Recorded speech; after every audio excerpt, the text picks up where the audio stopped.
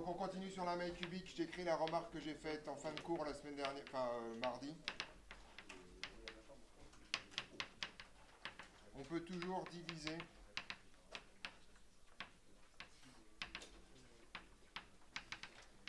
la maille cubique en 8 cubes de côté. Ça sera combien le côté de ces cubes-là? 1 sur 2, effectivement. Ce qui ferait bien un cube sur 8 pour le volume total, d'accord? De côté 1 sur 2. Et le truc qui est important, c'est que le centre de chacun de ces petits cubes est au quart des grandes diagonales. Alors.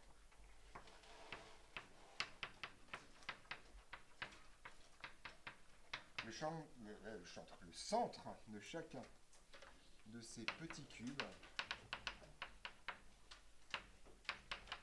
est au quart, ou aux 3 quarts si vous préférez, ça dépend d'où est-ce que vous commencez, d'accord? Des grandes. Alors vous préférez les grandes diagonales ou les diagonales du cube? C'est quoi qui vous semble le plus? Diagonale du cube?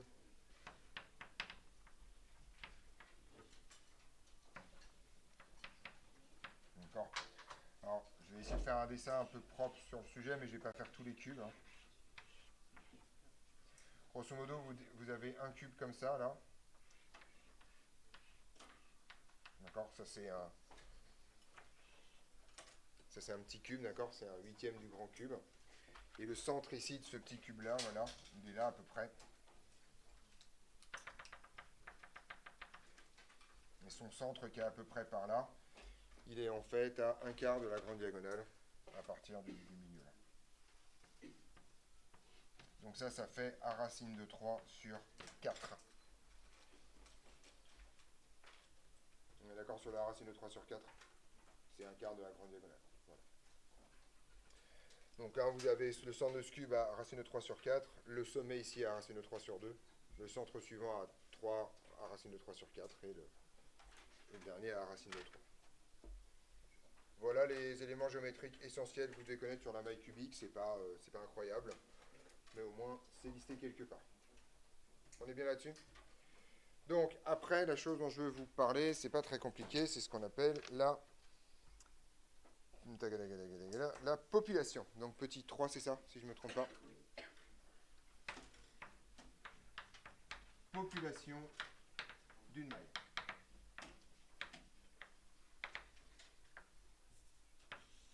Alors la population d'une maille, vous allez voir que ça, c'est un truc qui pose un certain nombre de problèmes. En gros, ce qu'on souhaite, c'est que si on va compter le nombre d'atomes qu'il y a dans une maille, d'accord, jusque-là tout va bien. Mais ce qu'on aimerait bien, c'est quand on fait la somme de tous ces trucs-là, on tombe sur la population totale du cristal. On est d'accord? Ça a l'air relativement correct. Sauf que, je vais vous montrer pourquoi ça pose problème. Imaginons que je prenne une maille cubique comme ça et que je mette un atome en son sommet. D'accord? Si je le compte pour 1, cet atome-là, eh bien en fait, quand je vais additionner d'autres mailles, je vais le compter 2 fois. On est au clair là-dessus? Donc en fait, ce qu'il va falloir que je fasse, c'est au lieu de le compter pour 1, c'est le compter pour 1 divisé par le nombre de mailles auquel il appartient. Comme ça, quand j'additionnerai toutes ces mailles-là, ça me donnera bien 1. Donc là, on va faire un peu de géométrie, c'est pas très compliqué. Si vous avez un atome qui est au sommet d'une maille cubique, il appartient à combien de mailles, celle-là comprise? Ah, c'est pas 2, 4, oui, s'il est au sommet, c'est pas où. C'est soit 2, soit 4, soit 8, mais 8. Donc celle juste à côté, celle qui est devant, celle qui est à côté, celle qui est devant, et la même chose en dessous. On est d'accord? Donc grosso modo, quand vous avez un atome qui est sur le sommet d'une maille, alors vous pouvez vous convaincre assez facilement que ça marche sur une maille cubique, mais ça marche sur n'importe quelle maille parallélépipédique. D'accord? Alors effectivement, ce ne sera pas uniformément réparti dans les diverses mailles, par contre, par translation, vous allez retrouver le même bout de l'autre côté. Oui. On n'est pas dans le modèle des 8 petits cubes. Ah non, non, là, c'est reparti sur une maille standard, cubique, voilà. Non, non. C'est des mailles extérieures, d'accord, dans cette histoire. Donc, en gros, quand vous avez un atome qui est au sommet d'une maille, vous allez le compter comme un huitième. Une fois que vous avez compris ça, si vous avez un atome qui est contenu sur la face d'une maille, il va être compté comment? Hein? Un demi. Il appartient à deux mailles. Si votre atome il est sur une arête, il va être compté comme un quart. S'il est intégralement à l'intérieur, 1, et intégralement à l'extérieur, 0. C'est un peu trivial comme cas, mais voilà. D'accord. Donc c'est ça qu'on appelle la population. Trouver la population, c'est simplement compter les atomes avec cette pondération-là. D'accord. Voilà. Donc c'est pas très compliqué. Donc c'est une définition, on est parti. On définit la population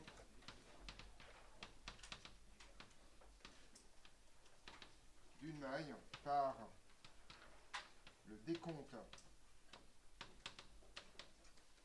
des atomes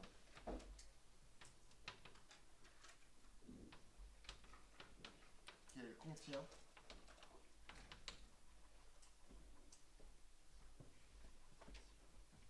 en comptant. Donc je vais les faire dans l'ordre. 0 si l'atome est à l'extérieur. Oui, je sais, c'est trivial, mais quand même l'écrire. 0 si l'atome est à l'extérieur. 1/8 si l'atome est sur un sommet.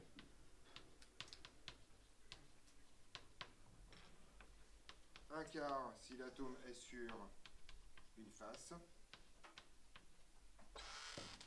Sur une arête, je dis n'importe quoi. Voilà. 1/2 s'il est sur une face.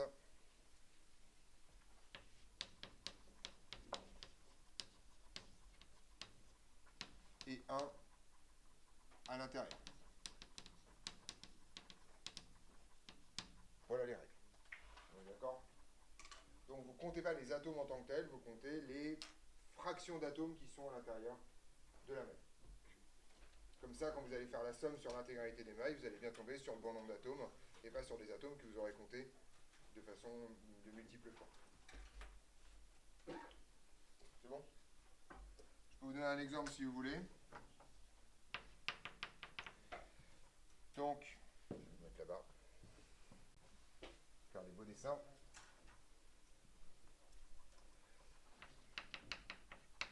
Donc, cette structure-là, par exemple, on va prendre une structure très simple. Si je prends un cube et je mets un atome à chaque sommet, d'accord, ça s'appelle une structure cubique simple. D'accord?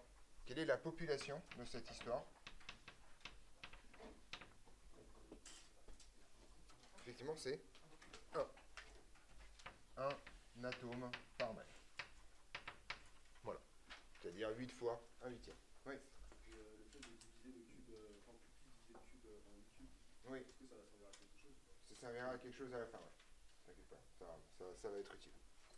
Sinon, je le ferai pas. C'est pas juste histoire de vous amuser un peu dans le principe. Le vrai truc amusant, je ne l'ai pas encore fait. Donc, sur le cube. On est d'accord là-dessus? Sur cette histoire de population? Oui. Bah, parce que c'était sur une face, ça appartient à deux mailles.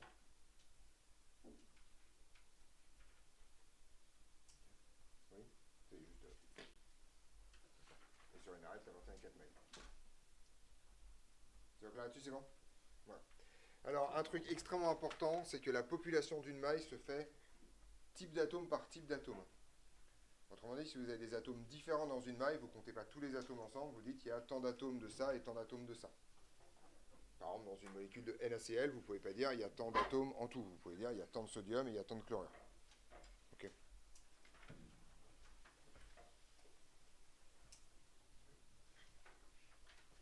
Donc ça, c'est une remarque extrêmement importante. Si on a plusieurs types d'atomes, la population s'évalue type par type.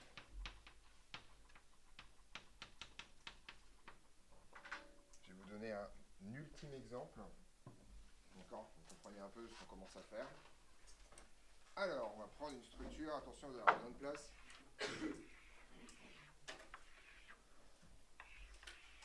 Donc, donnez-vous de la place. Je pense à Kenneth, par exemple. D'accord? C'est un grand dessin. Vous n'allez rien voir sinon. D'accord? Voilà. C'est belle seule. Hein. Voilà. Donc, on y va. Vous faites un grand cube. Ok? Alors, on va dessiner la structure du chlorure de sodium. D'accord? Donc, le chlorure de sodium, c'est comme ça. Vous avez des ions chlorure sur tous les sommets.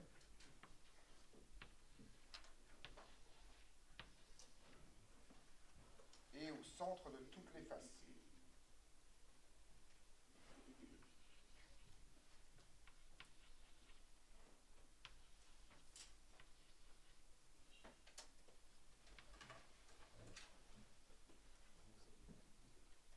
Oui. Il vient quoi? Exactement. Tout à fait. D'accord? Donc les Cl-, c'est sommet plus centre des faces. Ça, c'est les ions chlorure. Et les ions sodium, ils sont au milieu de chaque arête et au centre du cube.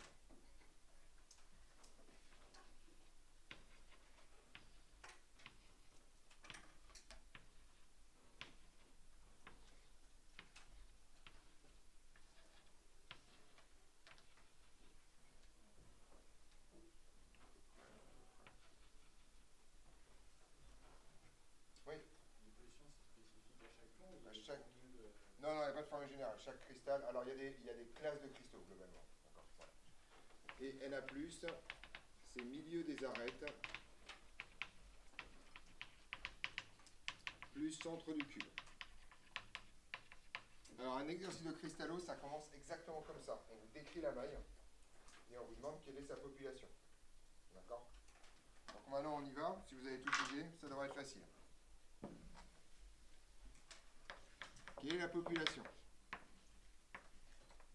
Ouais. En CL-, c'est 8 fois 1 huitième plus 6 fois 1 demi. Exactement. En Cl-, c'est 8 fois 1 huitième, puisque vous avez 8 atomes au sommet qui comptent chacun pour 1 huitième. Et ensuite, vous avez effectivement 6 fois 1 demi, parce que vous avez 6 faces, et chaque atome contribue pour 1 demi sur les faces. Donc ça vous donne en fait 6 ions par maille. Pas 6, pardon, c'est 4 ions par maille, je ne sais pas compter. D'accord, vous avez donc 4 ions Cl- par maille. Oui. Est-ce que vous pouvez changer les couleurs un petit peu Pourquoi? Ah, d'accord, je ne savais pas. Tu veux quoi comme couleur? Ça te va mieux? Super. C'est le genre de formation que j'aime bien avoir le 1er septembre et pas le 1er février, quoi. Oui, bah, parce que je sais que le vert en particulier, ça fait partie des trucs que t'aimes pas, quoi. Bah, surtout le vert sur fond blanc. Je pense que le vert sur fond noir, ça va mieux. Mais le vert sur fond blanc, je sais que t'aimes pas ça. T'es loin d'être mon premier élève daltonien. Par contre, j'aime bien le savoir, ça me permet de m'adapter. Bah, on va dire, c'est du vert. Hein, c'est super.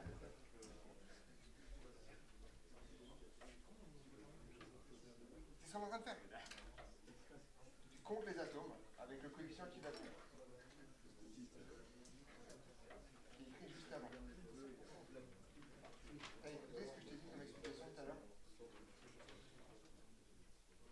Ok, je la refais pour la 3e fois. Maintenant, il faut écouter ce que je raconte, parce que vraiment, j'en ai marre de répéter les choses.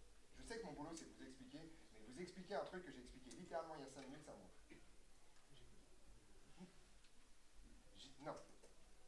J'ai dit, on compte chaque atome avec 1 sur le nombre de mailles auquel il appartient. Tu te souviens de ça? Est-ce que tu te souviens de ça? Sûr? Donc, un atome au sommet, il appartient à combien de mailles? 3? Non, pas 3. Imagine. Je l'ai dessiné tout à l'heure. Hein. Non, je l'ai encore. Un atome au sommet, il appartient à 8 mailles. Pourquoi 3? Un atome qui est au sommet, là, il est commun. Ce sommet, il est commun à combien de cubes?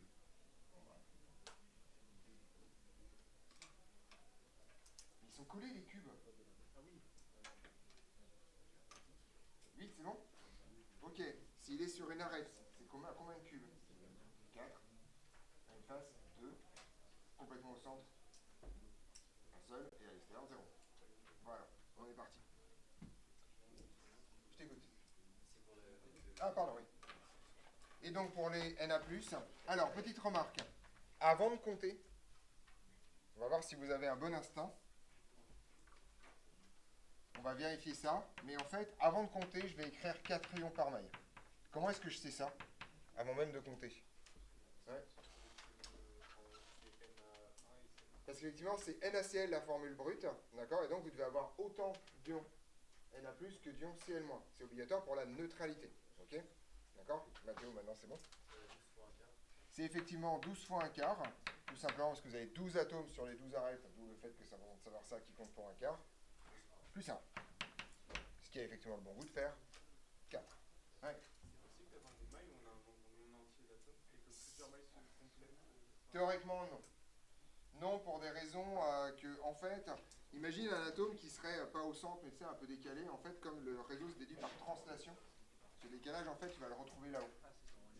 que j'allais dire, au pire, on peut prendre une maille. En gros, c'est que même si celui-là, il est un peu pas tout à fait au milieu, ça va en fait se retrouver, ça va être compensé par la translation de l'autre côté. Oui, mais si parce que je suis au milieu, peut-être qu'on prend une maille plus grande. Non, non, c'est pas l'histoire, c'est que vraiment, c'est l'histoire de translation. C'est un peu subtil, mais imaginons qu'en fait, ton atome, on est pile poil au sommet. Vous voyez, là, j'ai fait, il est genre un peu comme ça et vachement comme ça, à l'extérieur.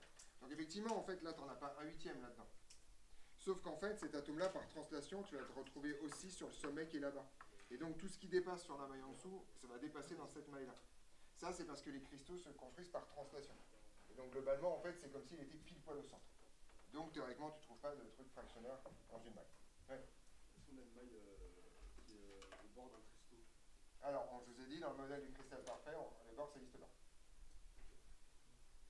Voilà. Donc, à partir de ce moment-là, la question est invalide dans ce cas de ce modèle. Voilà. Mais sinon, oui, pas de problème. Oui. L'ordre dans lequel on met Na+, et Cl-, c'est-à-dire alors, effectivement, alors ça, c'est pour les gens qui voient bien dans l'espace, d'accord? Vous pouvez vous convaincre assez facilement que si vous prenez le réseau vert et que vous le translatez d'une demi-maille, vous retombez pile poil sur le réseau orange. En fait, en gros, si vous prenez ça et que vous faites Sproch, en gros, cet atome-là arrive là, cet atome-là, il arrive là, et donc vous recopiez pile poil le truc. Autrement dit, effectivement, j'aurais pu largement dire que Na+ occupait les sommets et les centres des faces, et que Cl- occupait les centres des arêtes et le truc. C'est exactement la même chose. Voilà. C'est assez courant dans des cristaux anioniques où tu es en 1-1, globalement. Voilà. Oui, c'est Le maximum d'espèces de ions dans une maille. alors ça peut être éclaté. Du coup, c'est forcément, par exemple, sur une arête, l'atome est forcément au milieu, ça peut être genre aux 2 tiers et après on a un autre. Alors il peut y avoir vachement de trucs, globalement, plus ou moins bizarres. Sans problème. Vous aurez en priori des structures pas trop compliquées. D'accord. Ouais. Mais du coup, que vous parliez pour les sommets, même si c'est au centre ou une face, dans ce cas, ça va s'équilibrer. Oui, là ça s'équilibre effectivement, sans problème. Souvent c'est surtout est-ce que le centre est sur la face. La sommaire, ça s'équilibre pas, c'est qu'on soit au bord. C'est ça, mais comme on n'est pas au bord, il n'y a pas de problème. Voilà. Globalement, en fait, il faut bien comprendre que, là je vais vite parce que vous n'avez pas du tout la théocristalline derrière, mais il y a des contraintes hyper fortes liées au fait qu'on doit construire un cristal par translation. Et ça génère des contraintes topologiques extrêmement fortes, il y a des problèmes de symétrie, il y a des problèmes de trucs, etc. etc. Donc en fait, il y a plein de choses pas possibles. On ne peut pas rajouter des boules n'importe où au milieu de nulle part. Ouais. Vous avez dit ça, c'est un exercice assez typique. Ouais. On commence par en général, on vous dit, on fait une description textuelle parce que tout le monde a la flemme de faire le dessin dans l'énoncé. Voilà. On vous demande de représenter la maille parce que vous n'avez pas la flemme. Voilà. Et on vous demande de trouver la population. Voilà. C'est l'étape systématique de quasiment n'importe quel exode cristal. Voilà.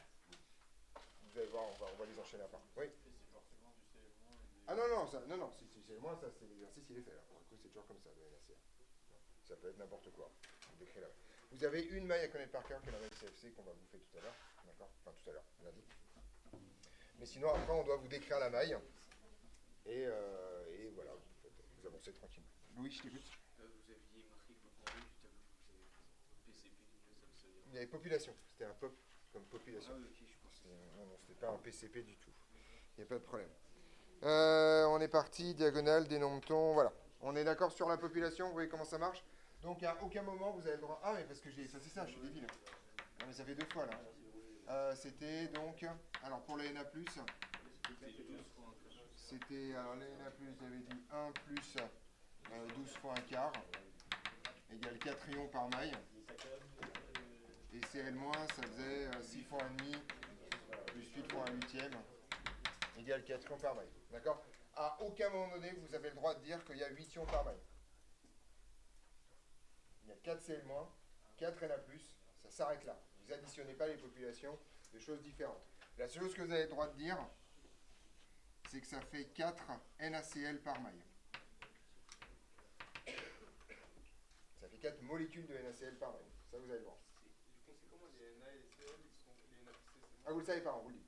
Vous pouvez pas deviner. comment est-ce qu'ils sont reliés entre eux dans une maille? C'est de l'interaction coulombienne standard.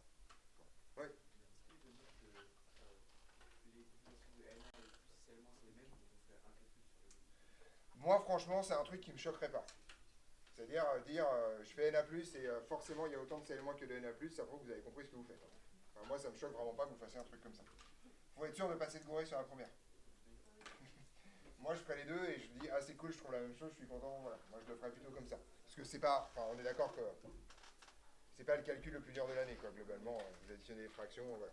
Mais effectivement, vous devez toujours tomber sur des entiers et en général, très souvent, sauf 1, sur des nombres pairs. Non, souvent, c'est 1, 2, 4, des choses comme ça. Petit 4, c'est ça?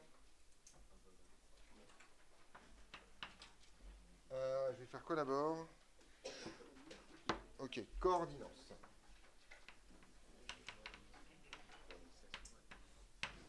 Alors la coordinance, c'est probablement le concept le plus compliqué de tout ce chapitre, surtout celui qui vous pose le plus de problèmes, mais vous allez voir que c'est... En fait, il faut bien voir dans l'espace, c'est un peu pénible. Oui. Vous avez changé d'exception. Non, j'ai juste inversé les deux. Parce que j'ai recopié, parce que j'avais effacé. C'est juste ça. Et je les ai pas recopiés dans le bon sens. Voilà, c'est juste ça. Donc, coordinance. Alors, l'idée est la chose suivante. Vous prenez un atome dans une maille et vous vous appelez plus proche voisin. Alors déjà, on va le faire dans l'autre sens. Si vous prenez deux atomes, on appelle distance entre ces atomes la distance entre leurs centres. Voilà, ça c'est la première chose.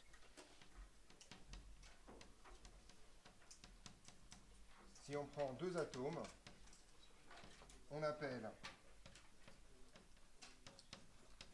distance entre ces atomes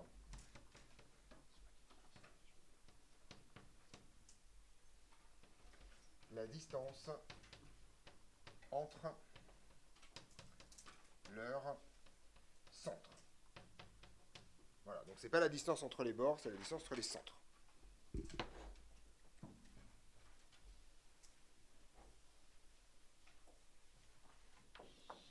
Voilà. Donc la distance, c'est ça. Voilà. On est d'accord là-dessus? Voilà. Oui. On va regarder, alors, on va faire un modèle qui va arriver après, qui s'appelle le modèle des sphères dures, c'est qu'on considère que les atomes peuvent être en contact, mais pas plus. Voilà, c'est ça l'idée. Ça s'appelle le modèle des sphères dures, ça marche plutôt bien. C'est l'histoire de la répulsion électronique, en fait, quand vraiment tu vas les... Ils vont en fait se déformer un tout petit peu, mais pas trop, peut-être pas grand-chose de plus. D. Ensuite, pour un atome donné, on appelle plus proche voisin l'atome qui est à la distance la plus faible. Voilà, c'est pas très compliqué. J'ai jeté ma craie verte. Il faut que je me méfie parce que c'est précieux cette histoire. J'en ai plus beaucoup. Ça n'existe plus en fait, donc j'arrive pas à en trouver. Donc,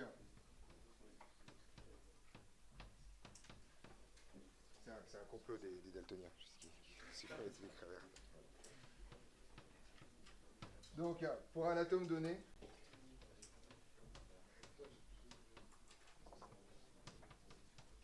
on appelle plus proche voisin un atome dont la distance est la plus faible. D'accord.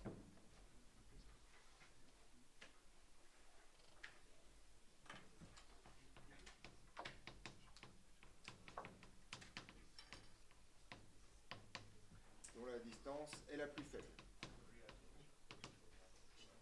Je dis quoi? Ah oui, putain, merci.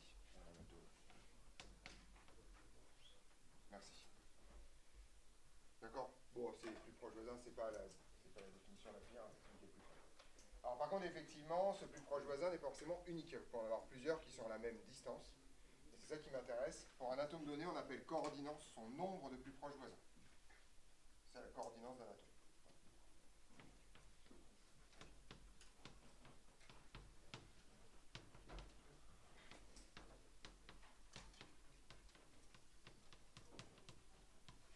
On appelle coordinance son nombre de plus proches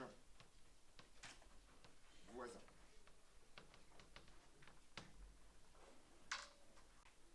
On va faire un exemple simple, comme ça vous allez voir différentes structures au passage.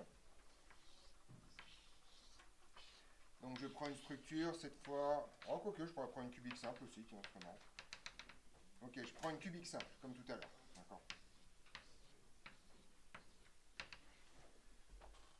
Quelle est la coordinance de cet atome?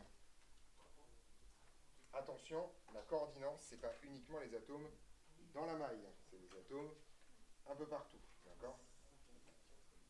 Donc effectivement, vous en avez 1, 2, 3 ici. En gros, vous en avez 2, si vous voulez faire autrement, vous en avez 2 par direction. 2 dans la direction comme ça, 2 dans la direction comme ça, 2 dans la direction verticale. D'accord? Donc là, ici, vous avez une coordinance de 6.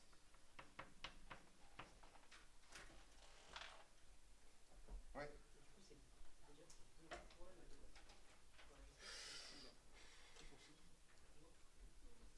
Ça va pas marcher à tous les coups, en fait, de base. Là, ça marche, mais ça va pas marcher à tous les coups, ça. D'accord? Est-ce que si je change d'atome, je vais trouver un résultat différent? A priori, là non, et ça, en fait, ça c'est une propriété relativement générale. Tous les atomes d'un même type ont en général la même coordinance au sein d'une même maille. Au sein d'une même maille, d'accord? Voilà. Ouais. Il n'y a pas d'atome au centre, là. Alors, s'il y avait un atome au centre ici, une cubique centrée, ça serait combien sa coordinance? Raté. 8, effectivement. Les 4 du sommet et les 4 en dessous. Les 4 du sommet au-dessus et les 4 du sommet. Mais du coup, s'il y avait un atome au centre, la coordinance serait 4. Ça. Alors, on va le faire. Manifestement, la cubique centrée vous attire. Voilà. Donc, on va faire la cubique centrée. Hein. Moi, je veux bien. Hein.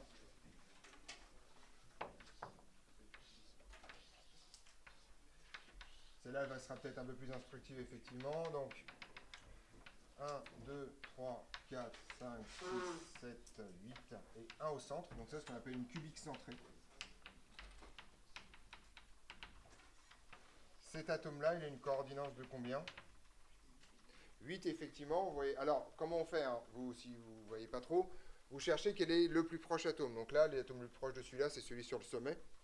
Et vous regardez combien il y en a qui sont exactement de la même distance. Ici, ça en fait 8. Oui. Non, mais attends, on ne va pas changer de structure à chaque fois. Non, mais on ne va pas changer de structure à chaque fois. S'il te plaît, laisse-moi finir au moins l'épisode. D'accord? Donc là, c'est une coordinate 6. On est d'accord? Maintenant, question, si je prends cet atome ici, il a quoi comme coordinance? Oui. 8, pardon. Bah oui, mais en même temps. Voilà. Non, c'est pas 6. Parce que, effectivement, ici, c'était 6. Pourquoi? Parce que les plus proches voisins, c'était ceux-là. Là, ici, c'est important, ça, comme conversation. Ce sera 8 aussi, hein, d'accord? Voilà, c'était la réponse que vous avez, c'est ça. Ici, en fait, la distance du plus proche voisin, c'est A. Là, ici, la distance au plus proche voisin, c'est A racine de 3 sur 2. Sur 2, c'est ça. Qui est plus petit que A. Parce que 3, c'est plus petit que 4. On est d'accord? Donc, tout d'un coup, quand vous allez changer de structure, les plus proches voisins de celui-là ne sont plus ceux-là. C'est celui-là. Et donc, il y a celui-là et celui des 8 cubes auquel il appartient. On est d'accord? Donc, vous avez toujours une coordinance de 8. Oui, je t'écoute. Ça revient exactement à ça. En gros, alors ça, là on sent les gens qui voient bien dans l'espace, quoi. En gros, si vous regardez le truc, si vous prenez les 8 cubes tout autour, les 8 centres font un cube, dont le centre est ce truc-là. D'accord? Oui, il y en a un tiers parmi vous qui sont en PLS, j'en fais partie, je compatis. D'accord? Et les 2 tiers qui vont dans l'espace sont, ah bah oui, évidemment, voilà, d'accord? Moi, je translate le cube, il se déforme, ça devient un schtroumpf éclaté au sol, il n'y a rien qui va, voilà. Moi, je vois rien, d'accord? Voilà. Non, mais quand on voit pas en l'espace, on voit pas en l'espace. Chacun ses problèmes. D'accord. On est d'accord là-dessus? Oui. Si tu prends les 8 cubes auxquels appartient ce truc-là, avec cette structure-là, il y a un atome au centre de ces 8 cubes. Ces 8 atomes forment un cube qui a exactement les mêmes dimensions que celui-là. Et le centre de ce cube est cet atome-là. Voilà. Je te donne ça. Et voilà. On va faire un petit test. On va voir. Là, c'est un test ultime pour les gens qui vont dans l'espace et qui ne vont pas dans l'espace. Ok. Vous savez ce que c'est qu'une symétrie de rotation? Enfin, en physique, on a des mots dégueulasses pour parler de rotation, donc on parle de symétrie de rotation. D'accord?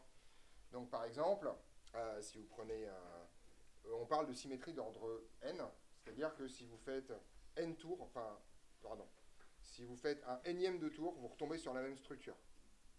Par exemple, une symétrie d'ordre 4, c'est que si vous faites un quart de tour, vous retombez sur le même truc. Donc, il est a priori en général assez évident pour tout le monde qu'un cube, ça possède une symétrie d'ordre 4. Si vous faites un quart de tour, vous retombez sur le cube. On est d'accord là-dessus? Tout va bien.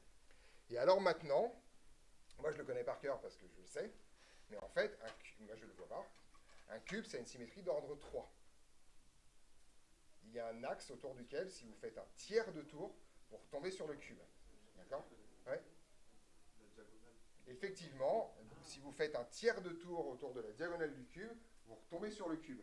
Moi, ça fait 20 ans que je connais ce truc-là. Ça fait 20 ans que si je l'imagine dans ma tête, tout se passe sauf un cube. Voilà. Et c'est probablement le cas d'un tiers d'entre vous, puisque grosso modo, c'est la stat sur la population. D'accord? Voilà. Moi, je ne vois pas ça. Ouais. La diagonale du cube, c'est-à-dire ça. Et tu passes par le centre. Oui. Ah non, mais moi j'ai construit des cubes pour les faire tourner et faire. Ça va. Donc, bien sûr, si je prends un dé entre mes doigts et que je tourne, je vois bien que ça retombe sur ses papates, quoi. Si j'essaye de le faire dans ma tête à moi, le cube, il n'est plus un cube. Voilà. Ouais. Comme axe de rotation, tout à fait. En gros, si vous faites un tiers de tour comme ça, ce sommet-là arrive ici. Et enfin voilà, c'est hyper bizarre. Enfin, moi j'y comprends rien, mais voilà, ça. Oui. Oh, s'il vous plaît, là. C'est un tiers de tour. C'est donc 120 degrés. Voilà, donc ça c'est le test ultime de si vous voyez dans l'espace ou pas. Il y a des gens pour qui c'est trivial. Puis il y a des gens pour qui non. Oui. Oh, s'il vous plaît, là. Chut. Ah non, mais je suis convaincu que c'est évident. Alors, je te jure, c'est impossible, quoi. Et donc, je compatis avec le tiers de la classe pour qui c'est aussi impossible statistiquement. Voilà. Donc, je suis avec vous. Ne vous inquiétez pas. Voilà. Vous l'apprenez par cœur, c'est pas grave. Voilà. Ouais. Le long de la grande diagonale, un demi-tour, tu retombes pas sur le cube. Voilà, il y a des gens qui voient. Pour lui, c'est, ben non, mais regarde, le sommet, il n'est pas au bon endroit, c'est évident, quoi. Voilà. Ah, mais non, voilà. Donc, rentrez chez vous, prenez un dé, faites-le, vous allez voir, ça marche. Voilà. On est d'accord sur la coordinance? Donc, petit théorème, ça, ce sera... Alors, c'est pas un théorème qui est universel, mais pour les structures auxquelles vous serez confrontés, ce sera en général vrai. Pour un même type d'atome, vous avez toujours la même coordinance dans la même maille. Autrement dit, c'est pas la peine de vous coltiner tous les atomes de la maille pour vérifier que c'est la même chose. Donc, dans une même maille,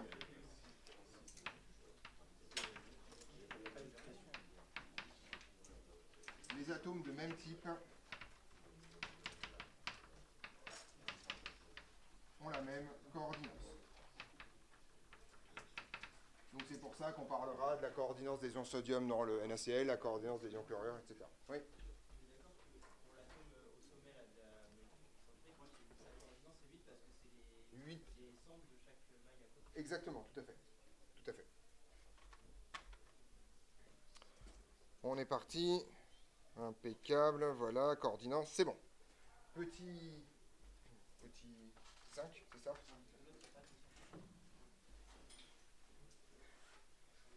Petit 5, compacité et contrainte. Je vais faire compacité d'abord, et on va voir après comment on fait le concept. Si je ne me trompe pas, d'accord? Mais je suis nul. Ouais, j'ai fait un copier-coller bizarre. La coordinance, elle arrive 2 fois. Je me disais, c'était bizarre que ça arrive maintenant. Bah voilà, j'ai fait une heure de copier-coller, mais c'est pas grave. Non, monsieur. Aucun problème. Oui. Oui. Bah, dans NaCl, par exemple, tu as 2 types d'atomes. Les Na+, et les Cl-. La compacité. Alors, donc c'est pour ça que c'est bizarre, ça aurait dû être dans l'autre sens, mais c'est pas gênant. On étudie les cristaux dans ce qu'on appelle le modèle des sphères dures, c'est-à-dire qu'on va considérer que chaque atome est une sphère indéformable de rayon R. D'accord ? Voilà. Donc, on utilise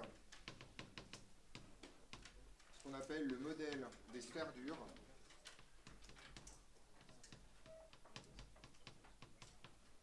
où chaque atome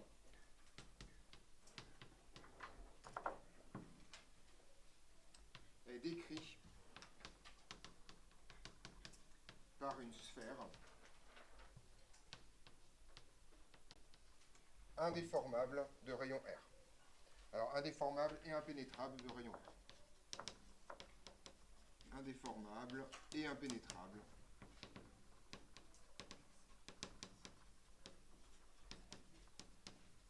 de rayon R. Voilà l'idée. Alors à partir de ce moment-là, on a un petit théorème qui est le suivant, c'est que si vous avez des atomes, d'accord, que je vais appeler I, d'accord, un type d'atome, d'accord, si on a des atomes de type I, d'accord, c'est juste un indice quelconque, hein, encore une fois pour dire les Na+, les CM1, etc., etc., avec une population que je vais appeler P indice I, eh bien en fait ça vous raconte un truc suivant, le volume occupé par ces atomes est tout simplement 4 tiers de pi R indice I au cube multiplié par la population PI. Grosso modo, le nombre d'atomes dans la maille compté avec les règles de la population multiplié par le volume de chacun des atomes considérés comme une sphère de rayon R. D'accord là-dessus ? Voilà. Une fois qu'on a raconté ça, eh ben, c'est pas très compliqué. On va appeler compacité d'une maille. Alors l'idée est relativement simple. Vous avez un énorme problème. Vous êtes probablement déjà parti en vacances, d'accord ? En voiture probablement. Et vous avez en fait un jour, vous vous êtes rendu compte que c'est vachement plus sympa d'avoir des valises carrées que des valises sphériques. Pour plein de raisons. Et la première étant que ça se range vachement plus facilement dans un coffre lui-même cubique ou, enfin, voilà, ou parallélépipédique. Le problème, c'est que les atomes ont décidé de partir en vacances en faisant chier tout le monde. Et que donc, globalement, quand vous essayez de remplir le plus possible une maille cubique avec des trucs sphériques, ben, il va y avoir plein de trous. D'accord ? Et donc, pour évaluer la quantité de trous qu'il y a, on va parler de compacité. La compacité étant le volume occupé par les atomes divisé par le volume total disponible sur la maille. Donc, c'est ça la définition du truc. Donc, on appelle compacité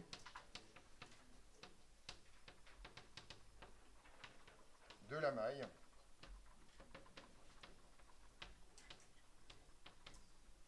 la grandeur. Donc la grandeur C, c'est pas très compliqué, c'est tout simplement le volume des atomes sur le volume de la maille. Et vous pouvez directement écrire la formule que vous allez utiliser.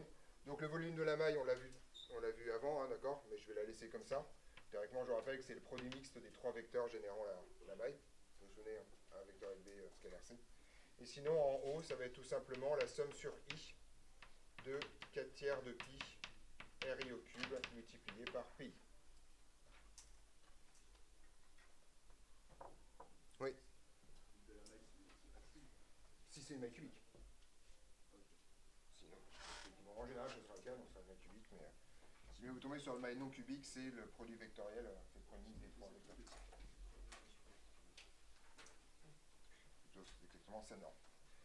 Alors, comme effectivement, j'en ai un peu marre de lire des trucs absolument absurdes, on remet un truc de base. C'est quoi les contrastes numériques sur C ? Oui. Effectivement, C, c'est strictement plus petit que 1. Voilà. C'est comme ça. Forcément.